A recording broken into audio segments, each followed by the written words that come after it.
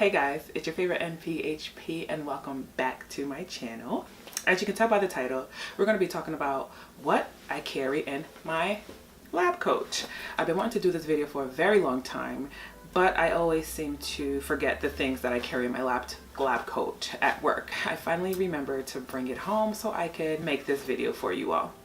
So before I get started, I want you guys to please give this video a thumbs up. That helps me know that you guys like the content that I'm putting out and allows me to create more for you guys. So let's get started. Let's start with the most important thing.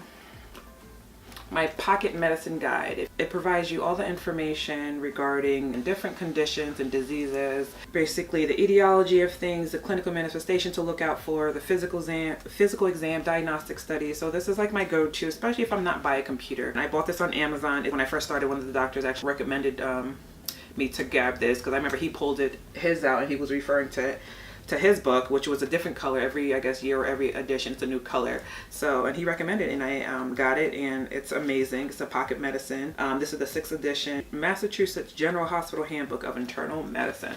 So any hospitalist NPs out there, any soon-to-be hospitalist NPs, I recommend this book, the updated edition, of course.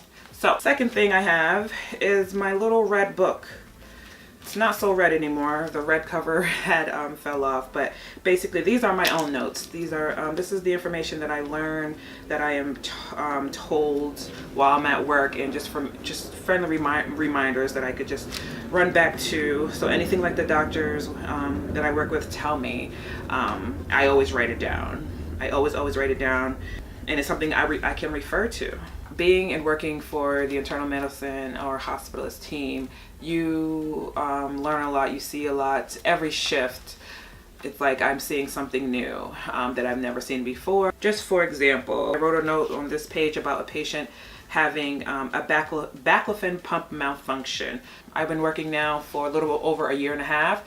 I only had 2 patients that came in with a baclofen pump malfunction. So I wrote the information down, what to look for, some lab tests to look for, who we consult, and things like that.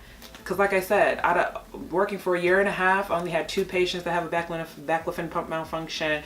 The next time I go into work, I may have a patient that comes in with a baclofen pump malfunction. And look, I go to my little notebook and I just make sure I cover these things, and it's a just helpful reminder notebook of my own that I keep dear close to my heart. But it's falling apart, so I don't even know what I'm going to do. So I'm definitely not going to make a new one, but I just got to be very, very careful with it. It doesn't fall all the way apart. So let's see. Next thing, we're just going to be picking things out of my pocket. So what I have here is an antibiotic pocket card set, which is it's 2016, so I'm not sure if they came out with another edition, but I had bought this off Amazon. It's a go-to list of antibiotics that you will treat for, like, example, any respiratory infections, any GI treatments, eye infections, any bacteremia. Just go to first line, second line antibiotics. So next thing, since we're talking about medication, it's just a small little pocket farm book, different medications in it, nice and small to fit in my lab coat. This is 2017 edition. Again, I bought this on Amazon. It's a go-to reference for any dosages, any medications, any alternative medications. But yeah, it's really nice. Okay, next thing is another card. Let's see. I think I got this from my ACLS training. Basically it's a STEMI alert pocket reference, treating a patient coming in with possibly acute coronary syndrome and the steps to go. I think this is actually my hospital's reference. So, and what to look for a STEMI on the EKG, and exactly, you know, the ST elevation, and what to look for when the patient's having a possible heart attack. All right, what's next? This is what's Maxwell Quick Medical Reference.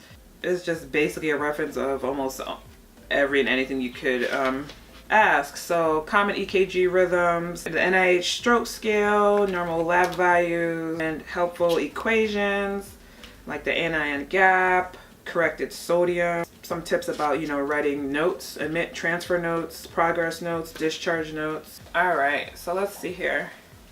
Just a notepad that I keep. I may forget my paper at my desk or wherever I'm sitting at, and instead of them, the nurses paging me, they may stop me if I'm walking in the hallway to do something, and I just have this with me just as a friendly reminder. I'll write my little notes on it. Last but not least, it's actually our Dnr Paperwork that we have at our facility. So I keep this with me because I do a lot of admissions in the emergency department in the ED, and I found myself lately having to search over almost 10 minutes for Dnr papers in the emergency room. So now I keep at least one in my pocket. That's the last thing when I'm busy with cross-cover pages and I'm running down to the ED to do admission. I don't want to waste my time searching for Dnr paperwork to be, filled out. I already have one in my pocket. I make a copy and I just swap it, make a copy, fill it out for that patient, and I always have one in my pocket. So I do that. So those are actually the things in my pocket. I usually keep a pen.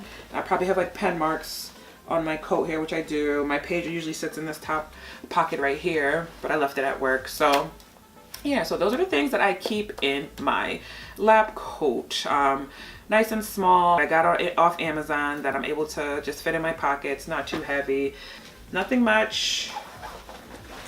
Enough. Half the time I'm not even really using it, but just in case, I like to keep it in my pockets. And yeah, like this video, subscribe if you're not already subscribed, and until next time.